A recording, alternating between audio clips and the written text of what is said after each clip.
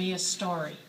What a great invitation that is when any of us say that to one another. But what I'm talking about today is the name of a book. Tell Me a Story, Daniel Taylor, our next book for Sibyl's Book Club. And why would you want to come to this? My question is, when you read this book, why would you not want to come together and discuss what we think is really an important book for looking at my life story in a deeper and more authentic and really life-giving way? So let me just begin by giving you a couple of snippets, and then I want to share with you some of the whys this is really important. So as I just began to read this book, I came across the first pages, and it said to be human is to have a story to tell. Now, what does that really mean? Well, one, it means if you have a story, you have value. If you have a story, you're connected to other people. If you have a story, you begin to ask questions about why am I here? What should I be doing? Where will I go when I grow up? Or what do I dream about? Is there any connection with me with other people around the world? And one of the things I've observed in just my own reading of history in that, one of the ways we dehumanize people is we take away their story. Another statement by an author that we use in Listen to My Life is Thomas Kempis. An unexamined life is destined to repeat itself.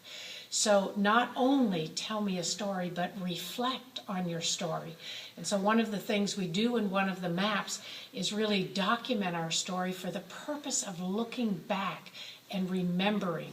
So to have a story is to be able to remember what happened and how it connects to the present, to the future, and also to remember what things really do we no longer need. It's what God did in the scriptures. He kept telling the people of God, remember. Remember when I led you through the waters to freedom. Remember that I have helped you thus far. Remember that my faithfulness goes from generation to generation. Remember to do my commandments, and I will bless you. And all of that was to keep them moving in a story that was connected to his story, which actually is the best story because it's a blessing to all people. None of our stories are isolated. So why story? It's so we can grow into becoming who we have been called to be. And we cannot do that in isolation. Someone made the quote about being a believer. A Christian cannot be a Christian alone. The Trinity is the Father, Son, and Holy Spirit. We were built for community with each other. And so we bring our story to the table, and it touches the stories of others.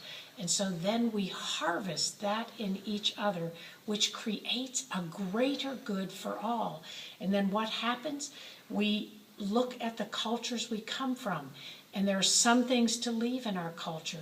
We look at even the religion or the denomination or the place we grew up, and some of that we carry on and some needs to be let go.